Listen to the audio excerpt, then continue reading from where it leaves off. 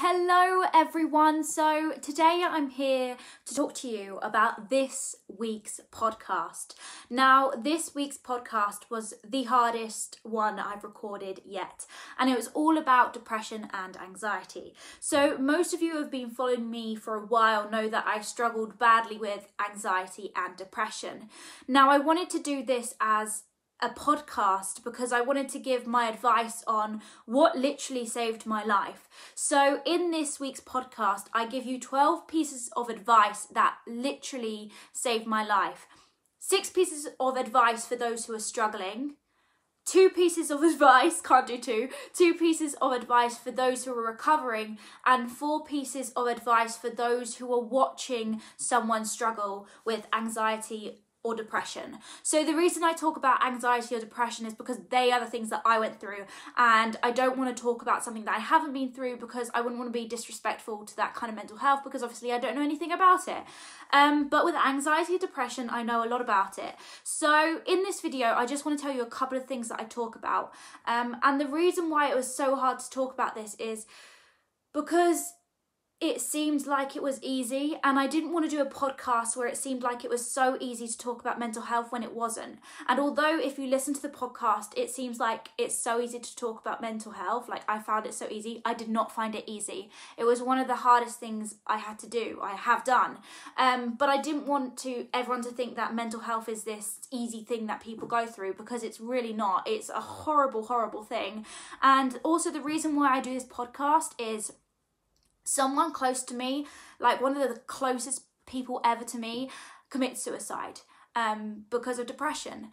And I haven't told many people this, but I also attempted to do that too, and I wouldn't want anyone to be in that situation. So the reason I've done this podcast is if I give these 12 pieces of advice that literally saved my life, hopefully I can help one person. If it just helps one person, it has done its job. Like I couldn't wish for more than that. And that's why I'm asking people to share this podcast with anyone and everyone, because the thing is with mental health, it's so easily hidden. You never know who is struggling. Like there are so many people in your Facebook that you don't know who are struggling. If it was the normal world right now and we weren't in lockdown, whenever you go on the street, you never know how many people are struggling. So I'm really pushing for you to please share this podcast, because these tips saved my life, so you never know who they may help. They may not save someone's life, they may, who knows. But first of all, I want to tell you a quote that I shared in this podcast, because it's hard to explain to people who don't struggle with anxiety and depression and mental health what it's like. So within this podcast, I was trying to explain what it's like. So I found this really good quote, which is about grief, but for me, this is what my mental health is like. And it goes, "Grief is like the ocean. It comes in waves, ebbing and flowing. Sometimes the water is calm and sometimes it is overwhelming. All we can do is learn how to swim." And that is how my mental health sometimes is. Sometimes it's awful. Sometimes the waves are crashing. Sometimes the waves are calm. Sometimes the waves drag me in under the water and I can't breathe. But that's how my mental health is. And throughout this podcast, it's not just for people who are struggling. It's for people who want to know more about mental health or are watching someone struggle, because in this podcast I also give advice to those who are watching someone else struggle, things that helped me. I also share 2 pieces of written word that I wrote when I was in my darkest time, and these were really hard to share because they're so personal. And I have always been a person who likes to be strong. I love it when people say to me, "Oh, Emily, you're so strong." And for a long time while I was growing up, I would never show my emotion. I would never talk about my mental health because I thought it made me seem weak. And actually being able to talk about it is what makes you strong. But even doing this podcast and sharing them 2 pieces of work that I wrote when I was at my darkest time, it makes me feel vulnerable, and not everyone likes feeling vulnerable. So I just want to share with you that piece of work, one of them that I wrote. The other one you'll have to listen to the podcast to find out what I wrote. But I want to talk to you and tell you what I wrote. And this one is about depression and what it is like for me. And it's me trying to explain it to someone who doesn't understand depression. And this is what I came up with when I was in my darkest time. And it goes, and I talk about self-destruction. Self-destruction mode for me is when I get into depression, because when I am depressed, I self-destruct. I ruin everything. I am a horrible person. I ruin my relationships, and that's why I call it self-destruction mode. But anyway, self-destruction mode is like the ex that still has a key to your house and uses it whenever they please.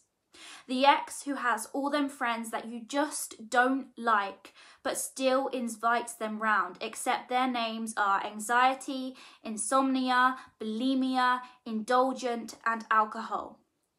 Self-destruction mode is that familiar feeling you get when an ex returns and you know each conversation is bound to lead to an argument, but this time you are just fighting yourself.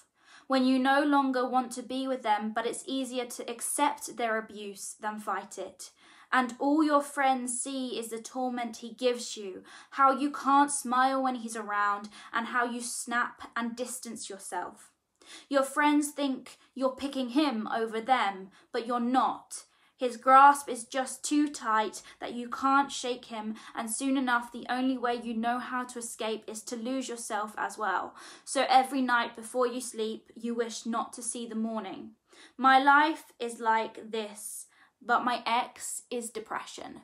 So that's really hard for me to share because it is literally something I wrote when I was in my darkest time. I actually wrote this when I was traveling. And if you see my posts from when I was traveling for 6 months in Asia, that was meant to be the best time of my life. I was meant to be having the time of my life, but I was depressed. And that just goes to show how much social media is fake. I mean, I love traveling and some of it was the best time of my life, but other parts of it were horrible because I was depressed. But yeah, that's something from my podcast that I share. I also share something else that is even more personal and vulnerable than that I actually feel a bit too nervous to share over this. So if you want to listen to that, then please go listen to my podcast. And like I said, please share it because you never know who is struggling. And also, if you don't listen to this podcast, at the end of the podcast, I give you 2 action steps to do. So I'm going to give you them in this video because if you don't watch it, then hopefully you do it now. And them 2 action steps are, 1, if you know anyone who's been depressed in the past or is struggling with mental health, please send at least 3 people a message saying, how are you doing? What are you up to? It doesn't have to be anything to do with mental health, but just let them know you're there. And the second one is... What is the second one? The second piece of advice is... Mind blank. Mind blank, 1 sec. Let me see.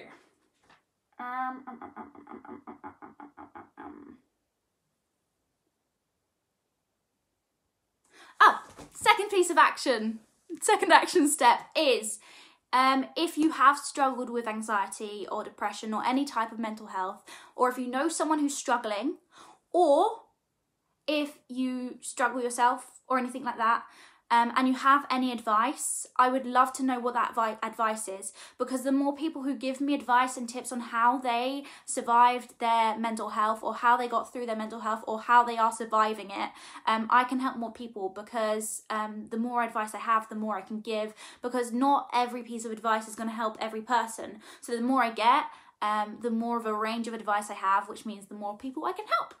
But they are the 2 action steps. But please go check out my podcast. I would please, if not for me, do it for yourself or do it for someone you know who is struggling with mental health. So yeah, please share it. Please do whatever you want with it. Any social media. Tell me you've listened to it. I'd love to know who's listened to it. And yeah, keep safe. Look after yourself. And yeah, I'm here for you. And if no one's told you today, I really appreciate you.